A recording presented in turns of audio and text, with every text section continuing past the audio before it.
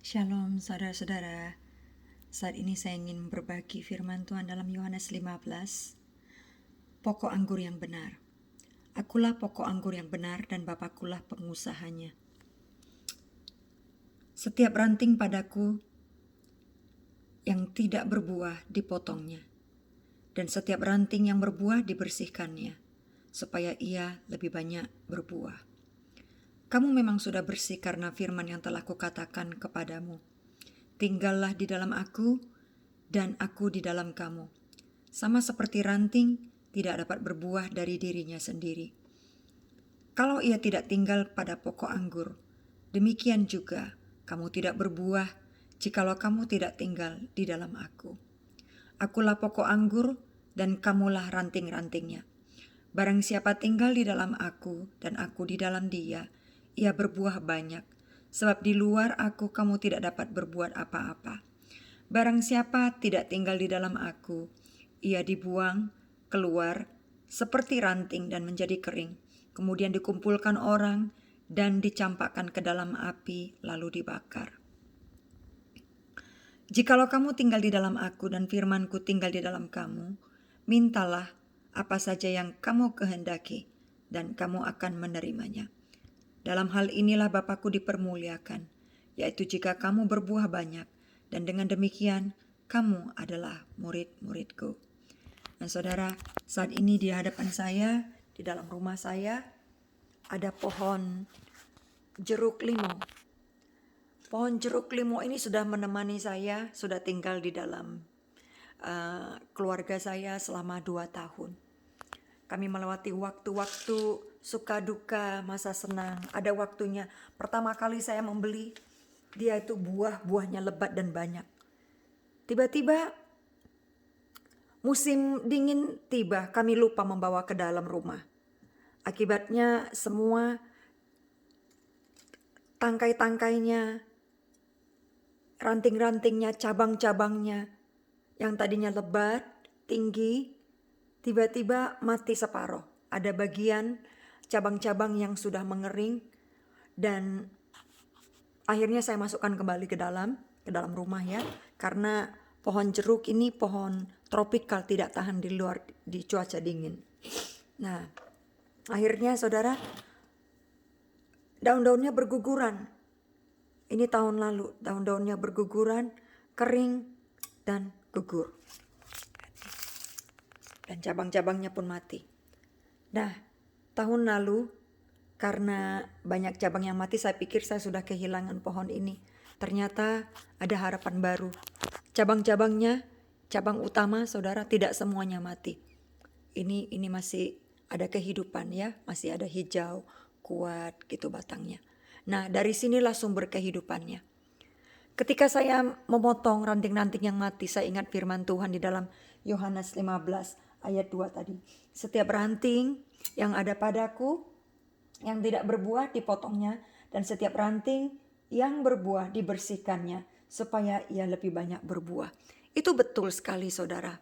Ya memang Tuhan itu adalah Tuhan agrari, Tuhan atas agraria ya, the God of agriculture.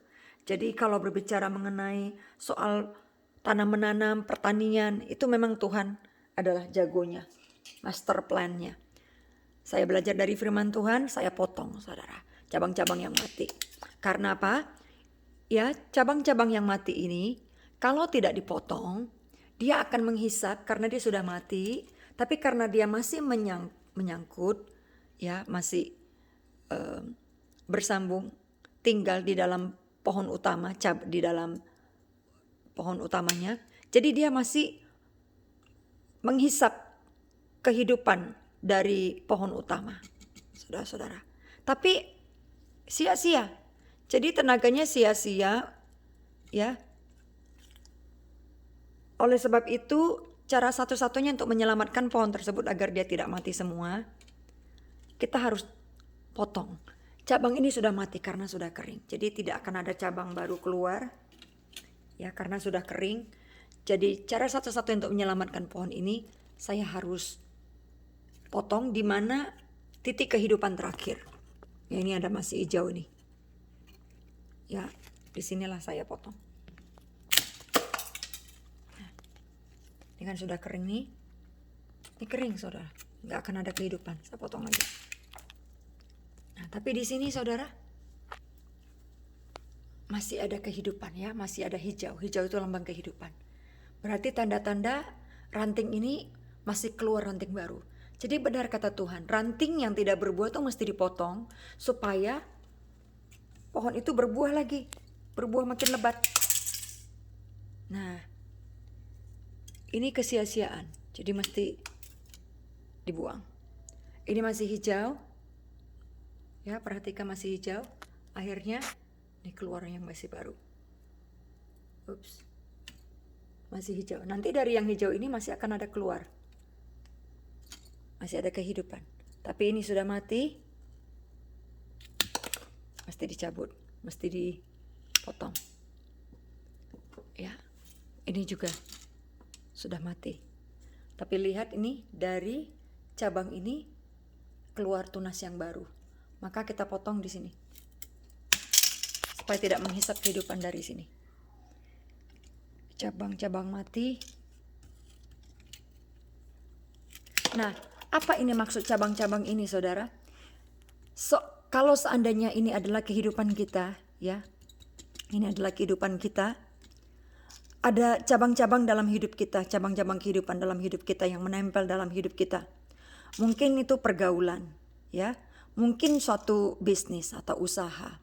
Mungkin juga suatu pelayanan. Atau mungkin juga suatu segala sesuatu yang kita lakukan ya dalam hidup kita. Itu bisa kita anggap satu cabang-cabang kehidupan.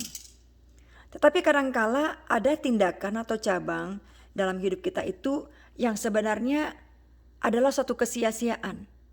Dia masih ibarat kata hidup segan mati tak mau. Ya, jadi dia cuma mengisapin kehidupan dari hidup kita tiap-tiap hari. Energi kita, perhatian kita, waktu kita. Tapi tidak maksimal. Kenapa? Cabang-cabang itu mati. Contohnya pergaulan. Pergaulan yang tidak baik. Yang ya tidak membangun hidup kita. Ya kumpul-kumpul arisan. Cuma ujung-ujungnya ngegosip. Itu cuma apa? Menghabiskan waktu kita, menghabiskan energi kita, lama-lama rohani kita juga terkikis. Itu sebabnya setiap pergaulan yang cuma menghisap tenaga, energi, bukan malah memberikan kehidupan kepada kita, maka kita harus potong. Ya, pengikisan. Kita harus berani mengikis cabang-cabang, jangan merasa sayang. Gitu ya. Banyak orang merasa sayang untuk mengikis sesuatu yang tidak berguna dalam hidup mereka. Beberapa minggu yang lalu saya harus membuang banyak ya file-file subscription di dalam storage saya, di dalam storage email saya. Terlalu banyak email karena dulu saya sering subscribe sana dan sini gitu. Akibatnya storage saya menjadi penuh, padahal saya tidak baca terus tiap hari itu subscription emailnya gitu. Akhirnya saya dapat notifikasi dari Google, storage Anda sudah penuh, Anda tidak dapat lagi untuk menerima email-email. Nah, ada satu email yang akhirnya saya matikan, completely total gitu, nggak bisa dinyalakan, nggak bisa terima, nggak bisa baca lagi, tidak bisa terima lagi, tidak bisa baca lagi. Karena apa? Udah nggak bisa masuk, kepenuhan. Karena apa? Dari awal-awal saya tidak, ketika email-email yang tidak penting itu memenuhi storage email saya tidak langsung potong seperti ini. Tapi saya kumpulin, saya yang dibuang, saya belum baca gitu ya. Lama-lama menghabiskan storage saya. Saya belajar satu hal. Akhirnya saya menyesal, saya bikin email yang baru dan dapat peringatan lagi. Storage Anda sudah mau penuh. Anda harus increase saudara punya storage begitu. Saya tidak mau saudara-saudara.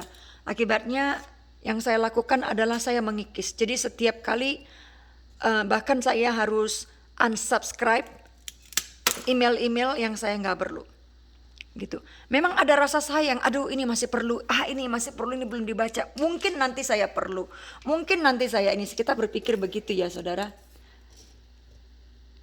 Nah, tapi kita harus berani to let go, membuang cabang-cabang, beban-beban dosa ya dalam hidup kita, perbuatan-perbuatan yang tidak berguna, tindakan persahabatan atau mungkin bisnis-bisnis yang tidak menghasilkan buah yang cuma menjadi beban dalam hidup kita. Mungkin pelayanan yang tidak begitu efektif, tidak membangun kita, tidak memperlengkapi kita, hanya melelahkan tubuh kita. Ada juga banyak saudara pelayanan yang tidak efektif. Jadi tidak begitu membangun kita secara maksimal. Karena dia cuma memerlukan mengisapin tenaga kita. Begitu. Nah, pelayanan yang sehat itu adalah pelayanan di mana ketika kita melakukannya kita juga merasa dibangun. Kita semakin dekat dengan Tuhan, kita diperlengkapi, ya. Orang yang diperlengkapi pasti dia memiliki kekuatan lebih banyak untuk memberi. Tapi kalau kita memberi terus, kita tidak diperlengkapi, tidak disiramin gitu ya. Lama-lama kita jadi jenuh. Jadi di dalam melakukan pelayanan itu pun kita mesti cari-cari pelayanan mana yang benar-benar memberikan kita kepuasan rohani, memperlengkapi kita sehingga kita memiliki banyak storage ya dalam roh kita, memberikan kita banyak kekuatan untuk memberi, untuk melayani kembali keluar gitu. Oke saudara, jadi lihat nih. Nah, ada kehidupan saudara. Saya pikir bulan lalu ini sudah mati. Tiba-tiba saya kaget saudara. Dari cabang-cabang ini keluar pohon-pohonnya, daun-daun tunas-tunas yang baru. Ini langka loh di Amerika saudara-saudara. Pohon daun jeruk purut ini, karena saya sering masak sering masak Thai food, Vietnamese, Indonesia, sangat memerlukan. Ini krusial sekali. Ini mahal sekali daunnya di sini. Nah, saya agak sedih karena apa? Waktu itu minggu lalu karena tanaman saya mati.